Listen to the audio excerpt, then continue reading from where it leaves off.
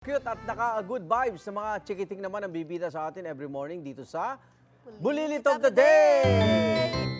Ate Su, sino yan? Yan, good vibes ang hatid ng Bibo at cute na viral baby na si Zaiza Maribao. Maribaw, Sa tawa pa lang niya, sure na mapapangiti ka. Ang video nga kung saan todo halakhak si baby habang siya ay nakikipaglaro. May 10.6 million views na. Wow! Asan? Halakak niya yan? Tawa nga talaga. Siguro talaga natatawa siya talaga, kaya totoo. Ganyan ka nung bata ka na. Authentic.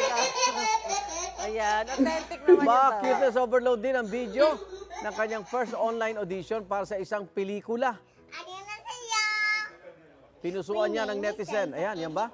Ang cute naman nito. I'm 3 years old. Pag baby pa ako, yung pilad, yung ugat ko is 2. Ngayon, 3. And I'm Tristan. I'm Wow! from Jianshan City. Ang galing naman. I don't have Korean blood. Ang galing. I love to play my toys with mom and dad.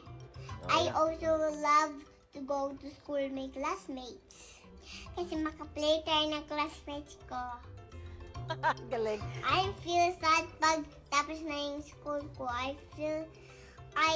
miss my teacher and my classmates. Ang cute naman. Oh. Speaking of pelikula, hilig nga raw ni Zaiza ang Zaiza. panonood nito.